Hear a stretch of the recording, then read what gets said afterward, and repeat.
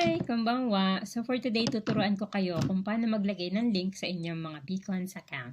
So punta tayo dito sa ating account, then pindutin natin yung link in bio. Makikita natin dito, merong naka-drawing na link. So pindutin natin yung link na yan. And pag nandito na po tayo, makikita natin sa gilid yung ating preview ng ating web page. No?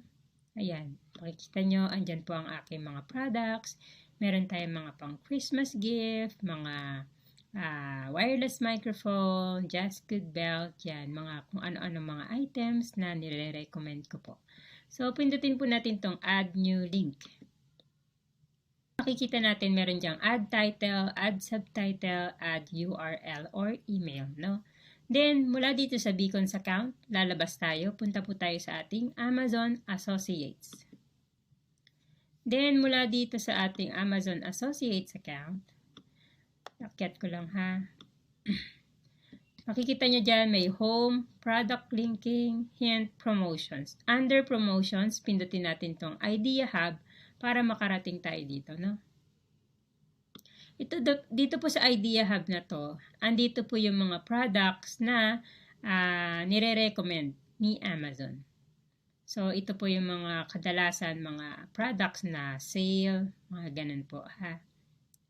So, tingin-tingin lang po kayo dyan, anong product ang gusto nyo. Makikita nyo meron nakasulat na get link na po, di ba?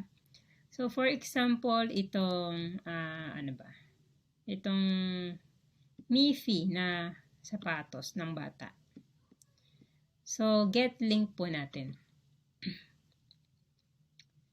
Tapos, meron dyang HTML, standard link, short link. Yung short link po ang i-copy natin, ha?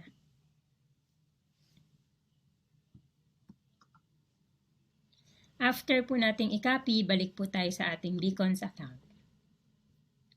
And add URL or email, i-paste po natin siya doon.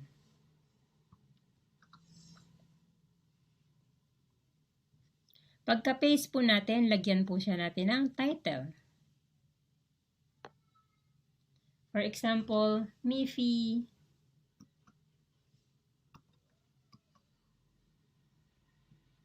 tama ba? Miffy Kids Boots.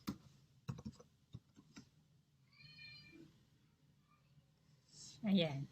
Tapos, lagyan nyo po ng subtitle about dun sa item. Ha? For example, very cute and durable products, yung mga ganun. Ha? Kayo na po bahala kung anong gusto nyong ilagay ng mga subtitle. Kung ayaw nyo lagyan ng subtitle, okay lang. So, makikita nyo dito sa kabilang side.